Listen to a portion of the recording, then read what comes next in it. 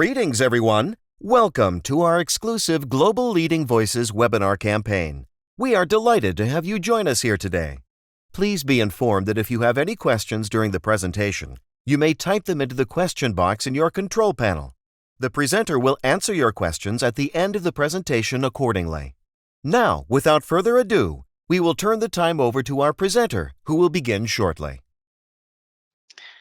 Hello, everyone, and welcome. Welcome to this webinar today. It's a pleasure to be here, and we'll get started right away, presenting and talking about how do these two standards help towards cybersecurity risk management.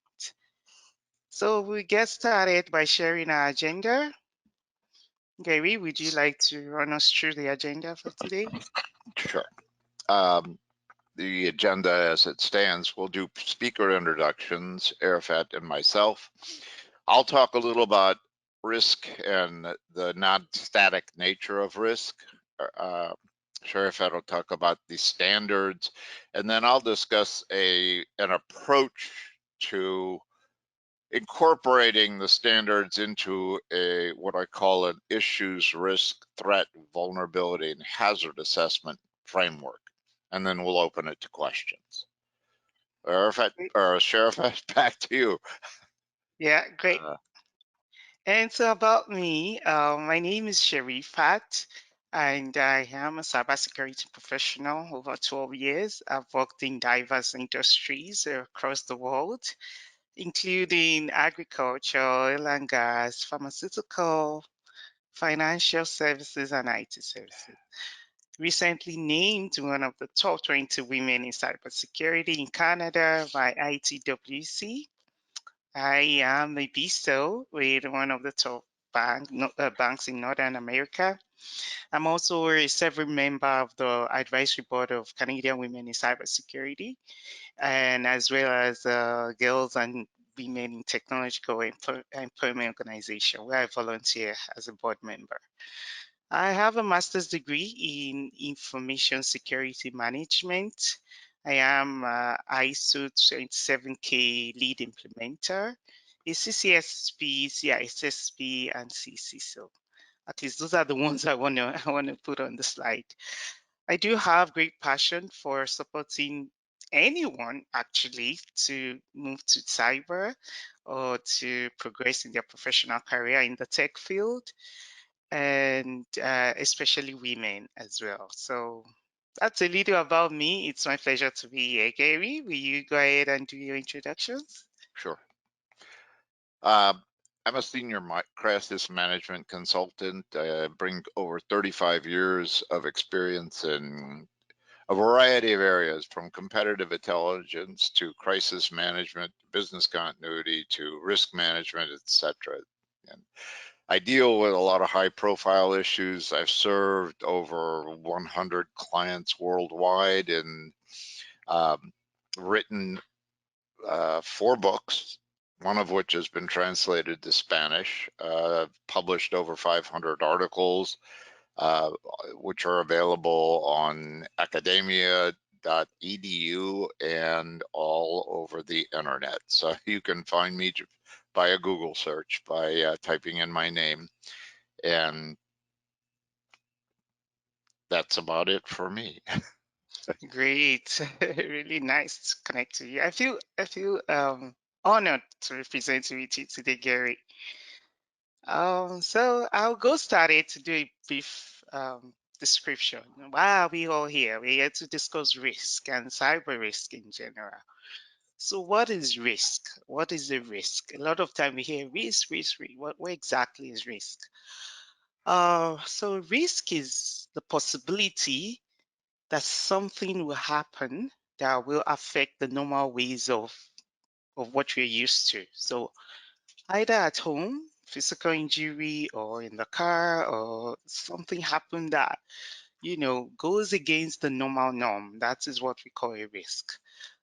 Also in the organization, when things are done this way, the possibility that they will not go that way sometimes is what we define as risk. And similarly, we have cybersecurity risk.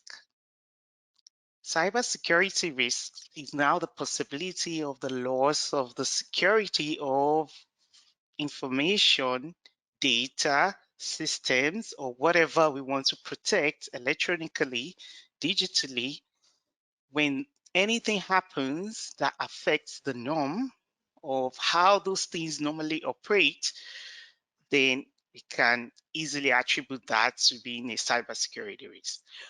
What are some examples of cybersecurity risks? I have stated some in the slides. As you can see, we have ransomware, quite prominent now, data theft or data exfiltration, PI's disclosure, phishing, APTs, advanced persistent threats, insider threats,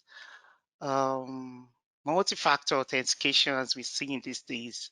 So many cybersecurity threats, exist today that can lead to cybersecurity risks within our organization. So I will pass it on to Gary to talk to us about the risk realization. Okay, thank you. If we look at risk, I think one of the biggest things we have to begin to get our minds around is that risk is not static. Okay, so that it's a non-static perspective that we have to adopt. Risk evolves, risk probes. So the slide here looks at and is titled risk realization. And there's a lot of arrows and a lot of potential for confusion. But if we look at risk and we begin to start to look at aspects of risk, let's look at the left side of the slide, which says recognize risk. Once I identify or recognize a risk, what do I want to do? And especially with cyber risk, what do I want to do to move to an altered risk state? So I'm protecting and buffering and putting the right resources to deal with the risk. Well, I can move linearly, which a lot of organizations do, which can be problematic because we may not understand how the risk is evolving. So the red arrow shows that I can take an action. The action might be the right action or could be the wrong action. If you look at the green arrow, you can take no action, that could be the wrong action.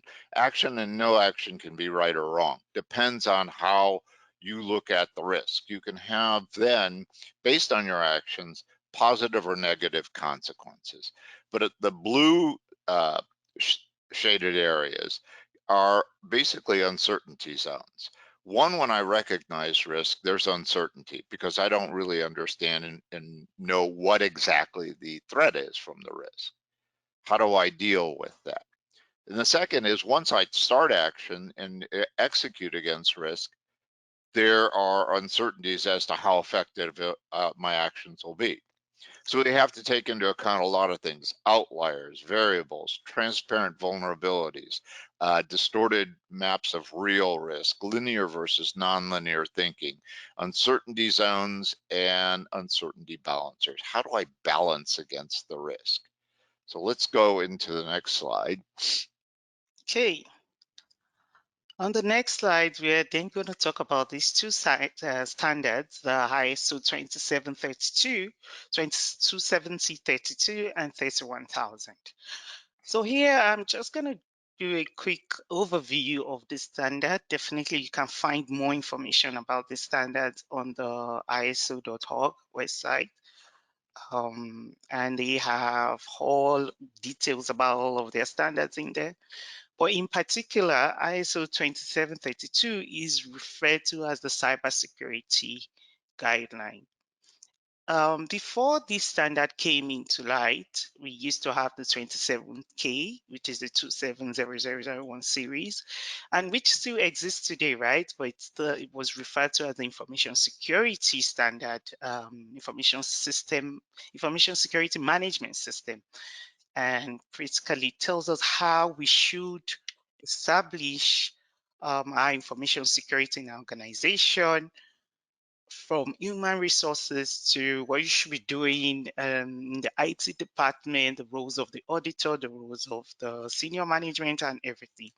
But specifically, 27032 is the standard focused on cybersecurity. So this was born out of the fact that the cybersecurity risk landscape continues to expand due to new things happening. We have IoTs, we have SCADA systems, we have new type of technologies coming into existence, and this landscape, the landscape of cybersecurity threats continue to expand.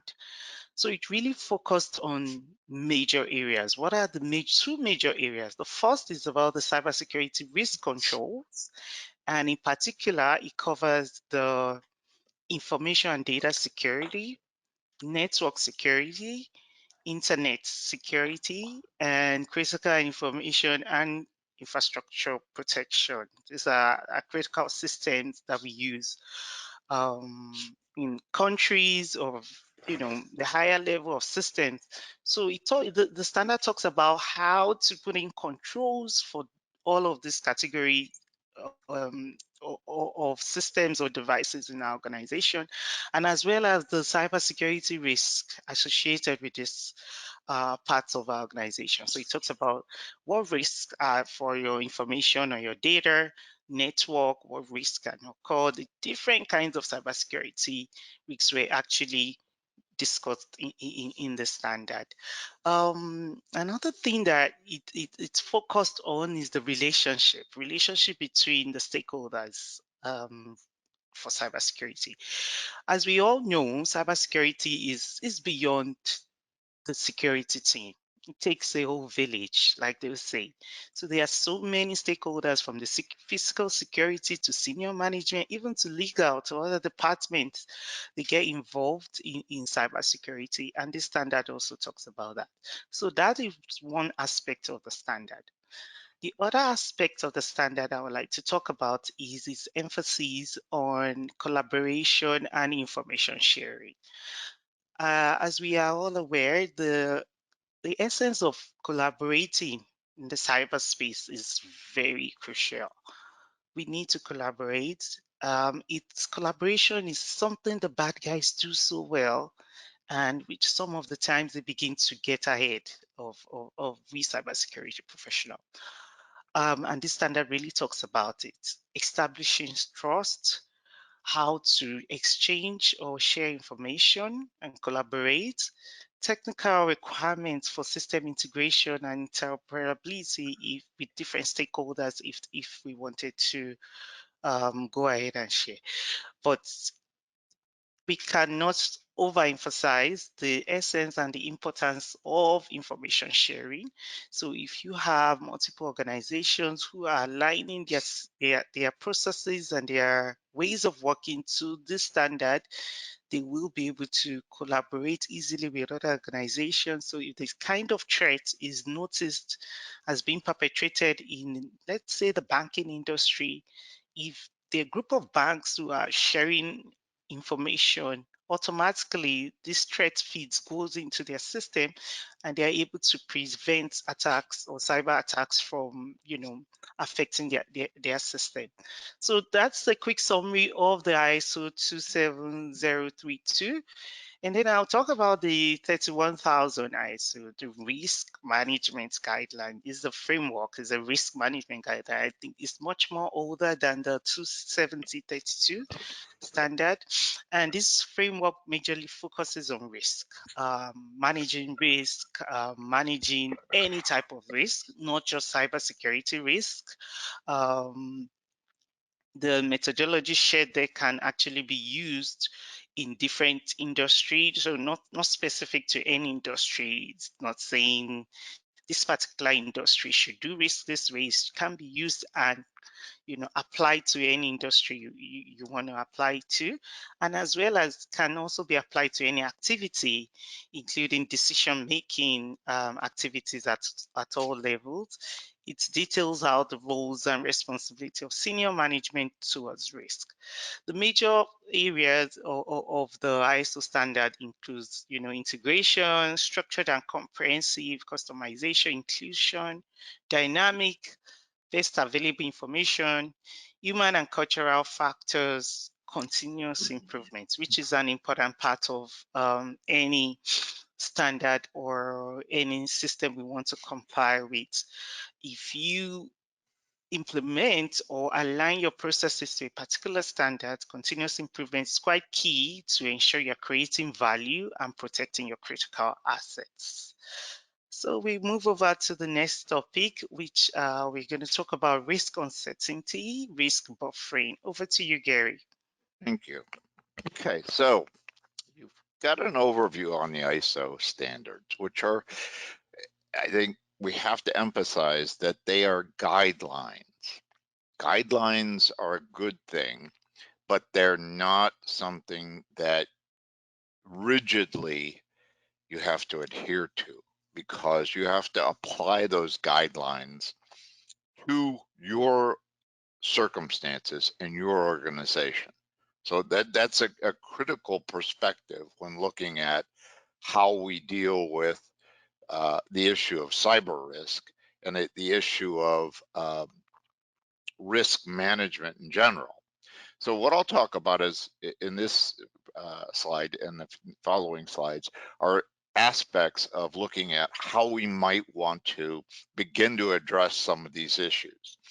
So the simple form that I've got shown here is something I developed that began to look at how do I deal with not only cyber risk, but just risk in general for organizations. So what I want to look at is a three-part or three-component thought process. The first is one by the red bordered hash marks. What do I need to do to identify the issue? What is the issue that faces me? So many people who look at cyber look at ransomware, but they don't really look at cyber risk, and they start to get it into what I'll call silos, and they start differentiating it. And people who are not in the cyber area or the IT area of an organization may not completely understand the issue, the risk. So we identify the issue, we identify the specific risk, we do a risk rating, which can be fairly arbitrary. There's no necessary standard of guidance other than what your organization decides to set. We look at how this threat presents itself to the organization, where the organization's vulnerable, and what hazards, what physical hazards does the risk present to the organization. So cyber risk does portend to present physical hazards to the organization. Then you can look at business impacts. How does this affect us, this risk, especially cyber with ransomware in particular? How does this affect us financially? Not just what the ransom's going to cost, but financially, what does it cost the organization? What's our recovery time? How long is it going to take the organization to recover if the risk is actually realized? Then you have to look at a concept which I've looked at and begun to start to expound upon in a lot of ways. What's my customer, right? The people I serve internally and externally. What is the customer tolerance level? How long will the organization's customers stay customers if this risk is realized? Significant.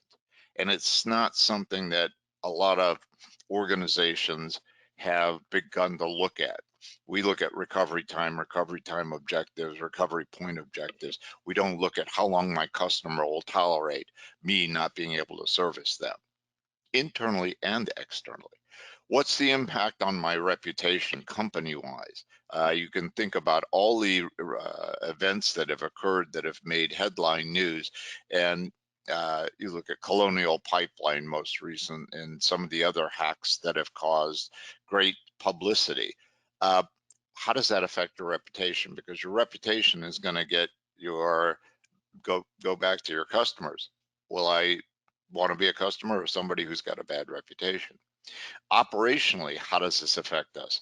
It's significant because once an organization is penetrated in terms of cyber risk, how do you trust the data that you have? Do you know if your data is actually valid anymore? And even if you've got backups and vaults and whatever else you do to protect yourself, how does that going to affect you? What regulatory impact will it have? You've got ISO standards. You now have enormous amount of regulations being promulgated in everywhere in the world. So in the US, in Europe, and every country around the world, Africa, South America, all those areas are promulgating privacy and risk as far as corporate cybersecurity risk management, etc. Governments are promulgating. So really looking at what do I now have to comply with, not just the guidelines. And then the last area is to begin to look at what I call risk parity, which is essentially balancing my resources to the risk. So you identify the risk, and then you put resources allocated to buffer against the risk. Now recognize, because I said risk is not static, it changes. When you recognize a risk, it has changed. So how do I kind of continually move around and balance my resources? That's risk parity. And then what do I do as far as key performance indicators? How do I know how well I'm doing? Those three components. And the next slide, couple of slides that we'll go through, we'll look at examples of how you can apply this in terms of your thinking. So an assessment based on the issue. What do you face today? The issue that we all face is cybersecurity failures. Our cybersecurity that we put in place fails, causing a disruption to the business operation. So what's the risk? Well, the risk is that you have a cyber penetration of your organization's cyber defenses. Now think about this in this context. We all look towards externally someone hacking into our cyber defenses, cyber, our IT, our data, etc. How often do you look at the internal cyber risk? Somebody penetrating your cyber defenses internally. Significant. So you need to look at external and internal. You do a risk rating. I've just arbitrarily said, okay, this is a 4 as far as our organization would be concerned. 5, the most severe, 1 is the least severe. So arbitrarily, you just pick a number. You can get into a lot of discussions and great arguments on that issue with your IT folks and those that are responsible for cyber security. Once you establish that, then you have to look at what's the threat? You know, how many attempts a day do we have someone trying to penetrate our organization's cyber defenses? That's a significant indicator. If you have very few threats, you know, your cybersecurity may be very good, or you may just be a target that's not yet identified by the bad guys. So key to understand how many attempts, then where are we vulnerable? How are we susceptible to cyber intrusions? And what do we need to do to begin to buffer or begin to build our defenses? Well, one of the things I've got here is that a lot of organizations, one of the big issues is employees lack cyber awareness.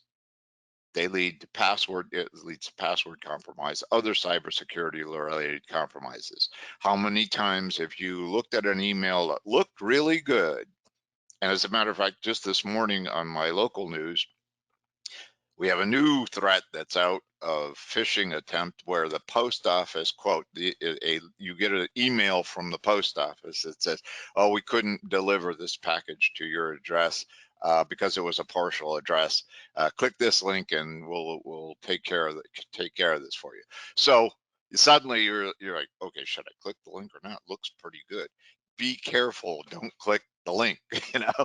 And so we start to see these things, and the creativity of the malevolent actors is pretty high. So the better that looks, the more you should be concerned. Then you have to look at, once I establish vulnerability, what are the hazards? What's the compromise of physical security, theft of information technology, not only the technology data, but the hardware? If I have a situation, can someone come in and steal my hardware?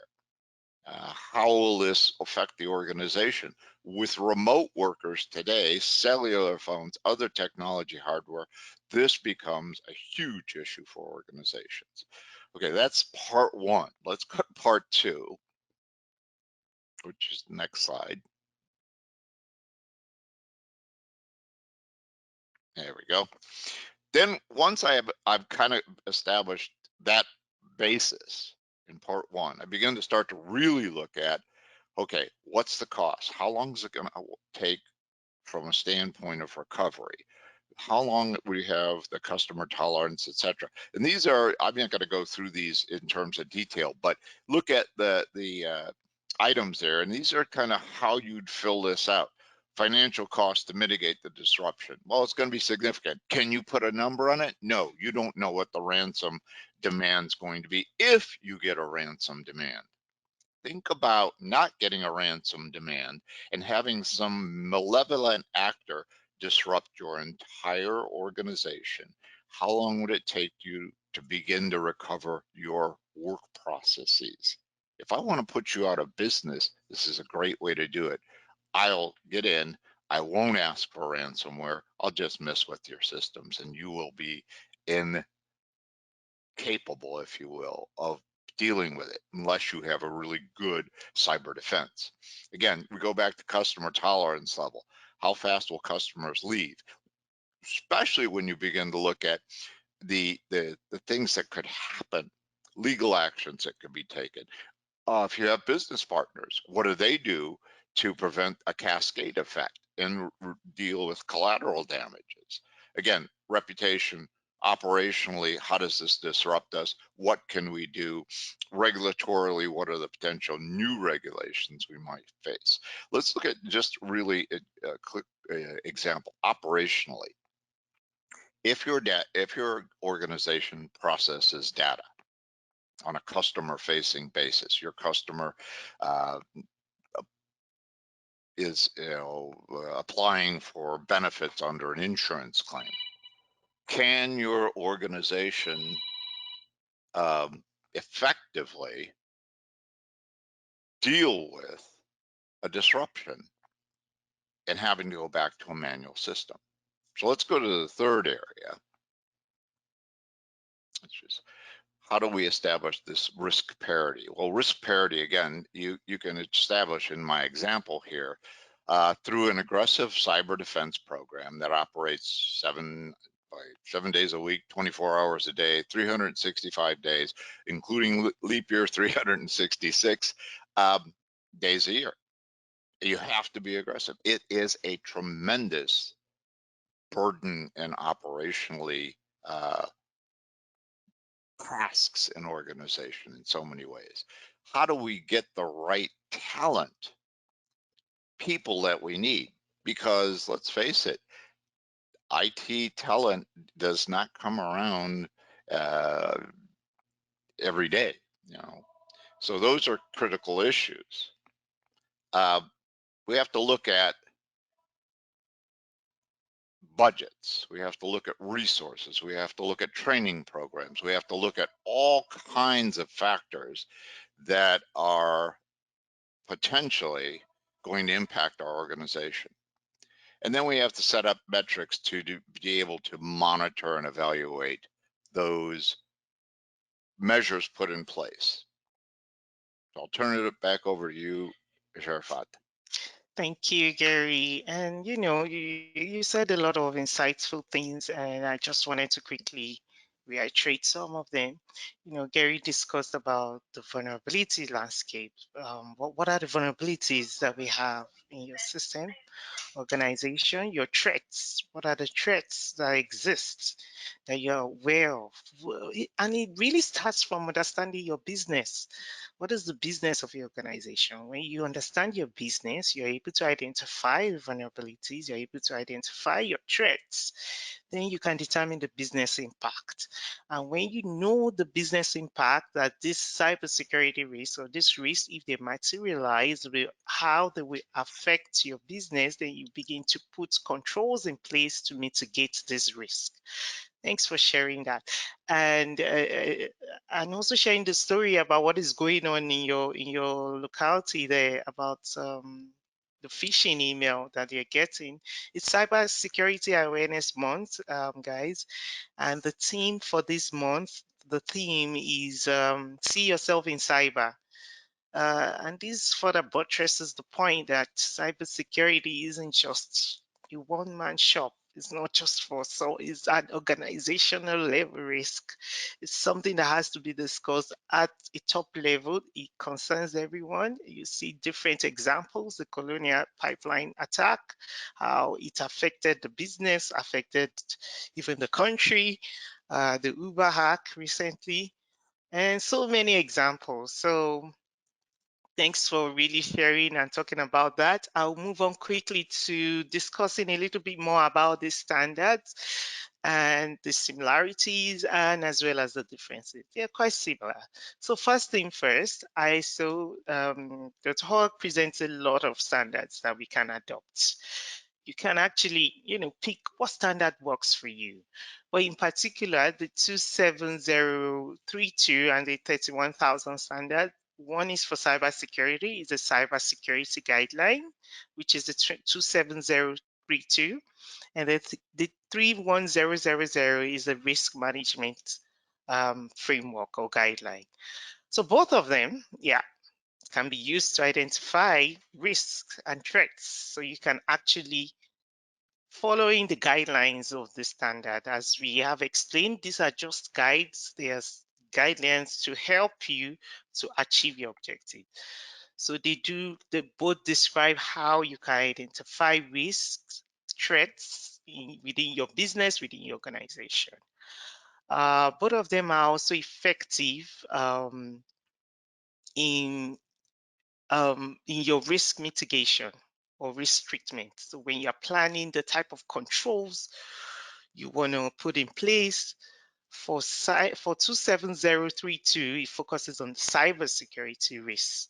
So you can use that. While for 31,000, it majorly talks about all other types of risk, including technology risk, and both, as well as all other ISO standards, can be customized, can be adopted to your organization, right? And this is quite important in following guidelines. So guidelines can say do A, B, C up to Z, but in your organization, if certain parts of the standard do not apply to you, then you do not need to do that, right?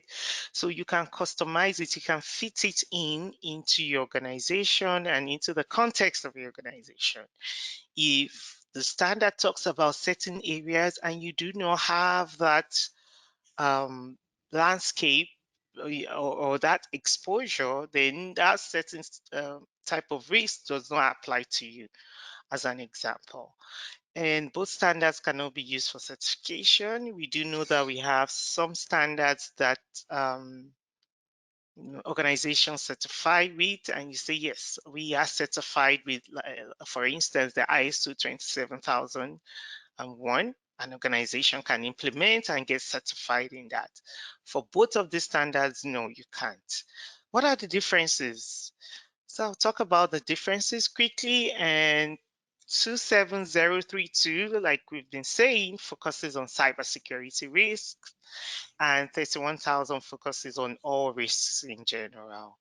27032 focuses on collaboration and exchange of information while managing cybersecurity risks. So how organizations can integrate their systems so that information sharing is easier, how they can establish trust and all of that. That talks about it. That's not in the 31,000. The 31,000 is the risk management framework.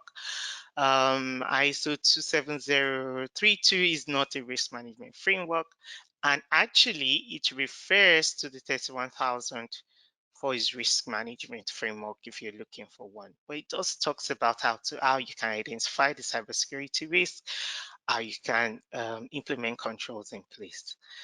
And 27032, of course, states or specifies the controls, different controls for application, for the servers, for the end user, for social engineering attacks, what you can do to prevent that.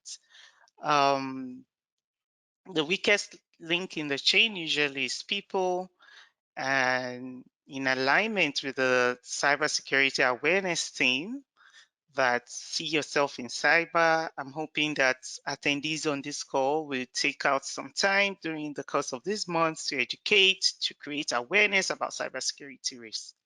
When we know better, we do better. So, in summary, we were able to discuss the risk, how to mitigate risk, how to put controls in place, how we saw an example of how you can actually identify threats, identify the vulnerabilities within your system, understand how it impacts your organization, the business impact. When Gary took us through that, I also talked about the different standards, the similarities and the differences. In summary, you as an organization, you can be certified in multiple ISO standards. So you cherry pick whichever works for you. You can implement. If you're looking for something to help you with cybersecurity risk, it's definitely 27032. If you're looking for something that focuses on all risks in your organization, not specifically towards cybersecurity risk, then you can look at 31,000. It's important to align, your standard to what we had the greatest value to your business. ISO 31000 and 27032 can actually complement each other. It doesn't mean that once you implement one, like you don't need the other. They are different in their own ways. And understanding that and knowing how to apply the guide to your organization can help you achieve great benefits when they complement each other. A major issue, or one of the things that really gives us concern as security professionals, so there's so many standards. How are we going to implement all? How are we going to meet all of the requirements for all of the standards? One thing we advise is do a matching or a crosswalking across all of the requirements of the standard and know which is, that you already have in place, that you're already doing, so that when there's a similar requirement in another standard, you are not reinventing the wheel. You don't need to reinvent the wheel, just match it across that control or that requirement is already being met. So that's it from us today. We will be taking questions now.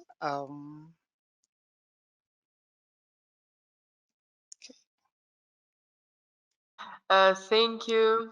Thank you, Sherifat and Gary, for delivering this very informative webinar. Just to remind you that PCB offers training and certification courses, which will show your dedication in implementing and managing cybersecurity and risk management frameworks. And most importantly, you will get recognized worldwide. Also, please be informed that this session is recorded and will be posted on our website and YouTube channel along with the slides of the presentation. Okay, now without further ado, I'll start with the first audience question, which is what are the differences between consequence and hazard? Well, the difference between consequence and hazard is that you can identify a hazard and buffer against it. The consequence is what happens to your organization when the risk is realized. How does it impact you? What are the consequences? Consequences can be disruption of your operations. Consequences can be loss of customers. Consequences can be loss of data. Consequences can be loss of physical equipment and processes in terms of buildings, etc. So significant issue with consequences and the differentiation. The hazards are identifying what those potential consequences might result from. So a hazard is the identification. This could happen. The consequence is this actually happened, and here's what it's impacting and how it's disrupting us. So can we give an example to say hazard is probably you have a vulnerable system in your organization that you need to fix, and the consequence is when that vulnerable system gets exploited. Is that Gary? Is that a good example to explain that? Yeah, I think when we look at the example, and I'm looking at notes right now as far as the hazard issue, when we look at hazard, a compromise of physical security at the organization's facilities leading to the theft of information technology, hardware, physical data, playbooks, etc., sensitive materials, loss of and or compromise the organization's equipment by remote workers. Today, we have so many remote workers due to pandemic. So a significant amount of physical consequence. Is hazard. The hazard is the identification of the potential. The consequence is what actually do we lose?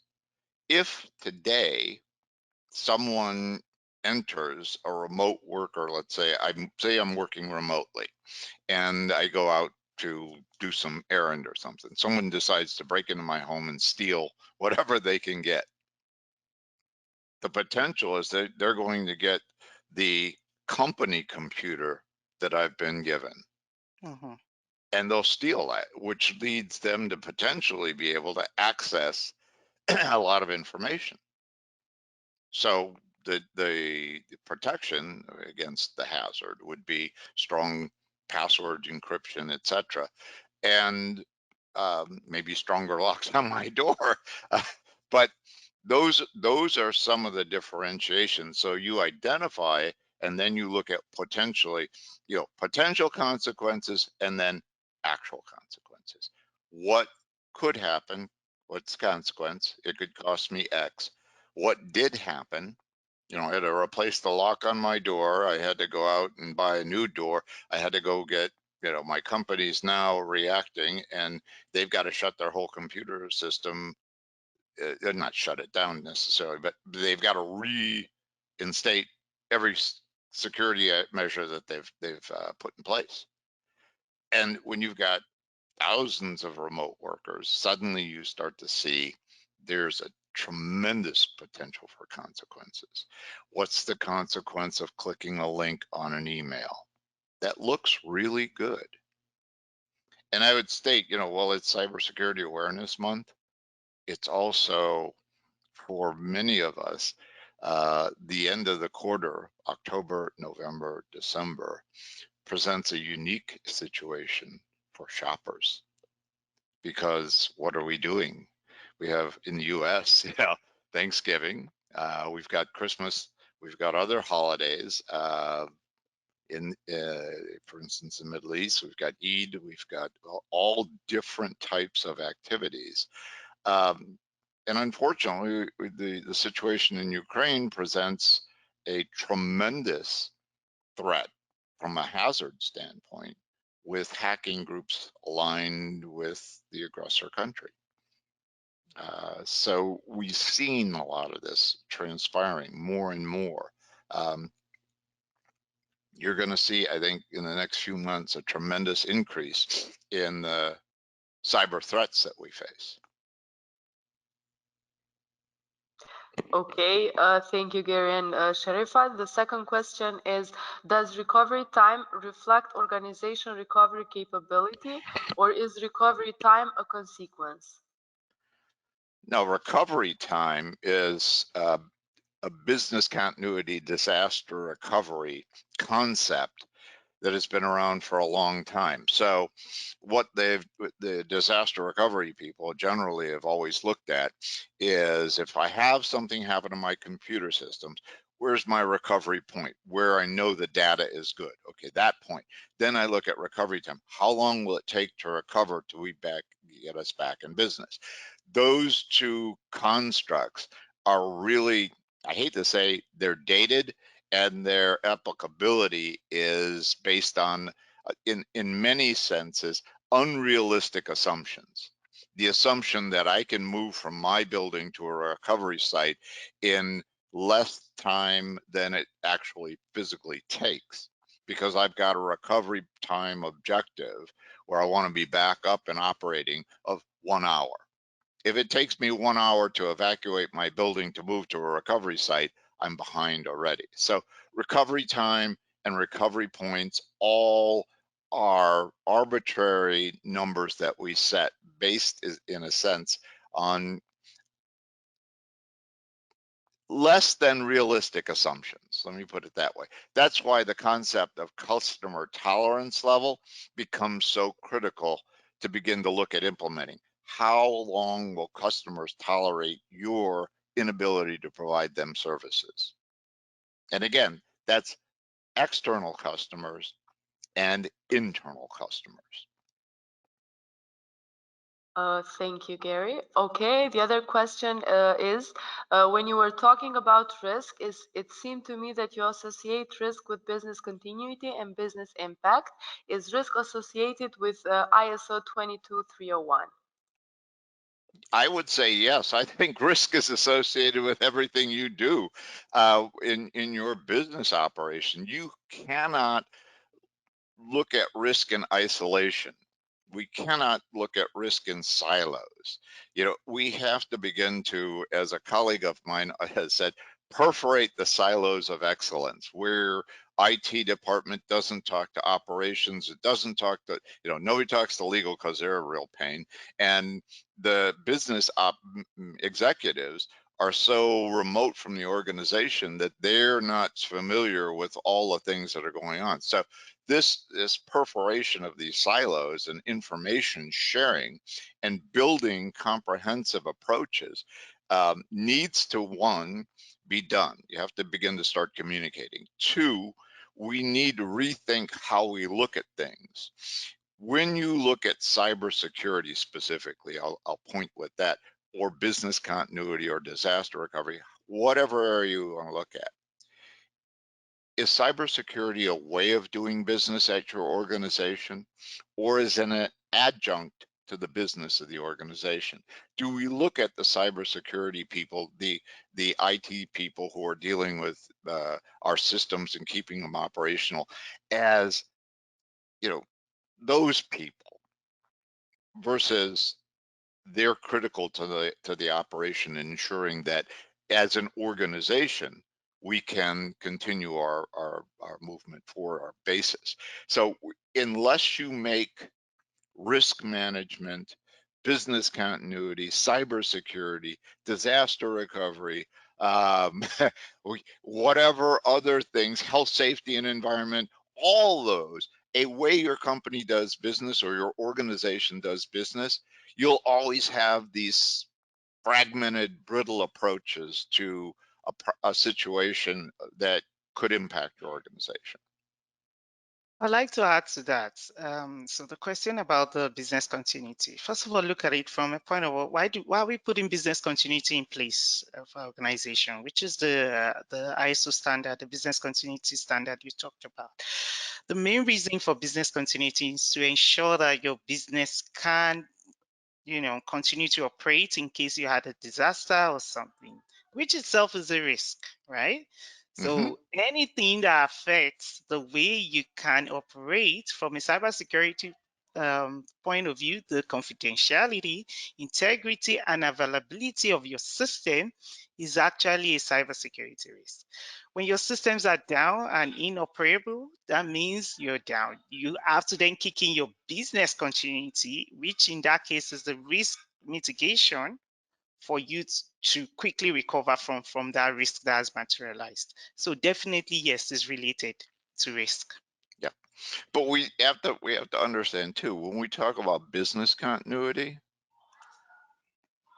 realize that the evolution of business continuity was originally from disaster recovery. Disaster recovery focused on IT systems. System, yeah. Business continuity needs to expand its purview to look at business, not just the recovery of systems. See, I actually have a tendency to look at business continuity and say that's no longer related to business, it's systems continuity.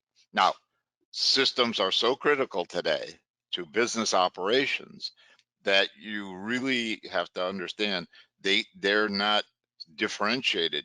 They are, you know, a representation of the whole. So I Yeah. can't do my business without my computer essentially today. So it's critical that we blend these and make them, as I said, a way of doing business and coordinate them, because it's important to protect the organization. Great. Thank you. Okay, the next question is, can you please describe more in detail the difference between 27,005 and 2732? Okay. So the 27,005 is the, if I remember correctly, I don't know the standards offhand, but that is the information security. It's part of the 2007 series, right? And just a minute, I'm looking at my notes. Yeah, it's a part of the 27K series, and it's a information security management standard. And for that standard, it actually talks about everything relating to information security. 27032 is cybersecurity risk, focused on cybersecurity risk. Now, information security, I know there's a lot of discussion. What's the difference between cyber and information security risk? If you have information within your organization that is not exposed to the internet, so I mean, you have paper copies, you have systems that are not connected to online. Basically, they're just in your organization. I don't know how you're going to work with such. The 27K series actually covers those. It looks at personnel security. It talks about background checks, talks about physical security, talks about so many things relating to how information security management in an organization should be done. 27032 specifically talks about cybersecurity risks. So which means that system has to be online, must be exposed to cyber threats. Some of the cyber threats we highlighted today: phishing, web application attacks, data exfiltration, talk about APTs, all the likes. Most recently, multi-factor authentication now are being attacked, and it's being really played around these days. So anything exposed to the internet that will have cyber threats, that cyber risk, is what 270 really focuses on. The 27K series covers everything information security management. So the 27032 does not talk about background checks for your employees, does not talk about physical security. This is what you should do in terms of it's majorly focused on cybersecurity threats, and across those four main areas: critical infrastructure, network security. What are the other two areas? But it's majorly on those, whilst the 27K series talks about everything information security, right from that systems that you have online to systems that you don't have online, data online and offline, every other thing, your backup, how you do your your checks for your employee background checks before you hire them, segregation of duties, roles of senior management, and things like that. The 27032 really focuses on cybersecurity risk and as well as collaboration. So that's one area the standard talks about. How do you collaborate? How do you share information? When you share information, you can actually prevent the attacks, from the same kind of attack vector, being used in another organization, basically. So I hope that.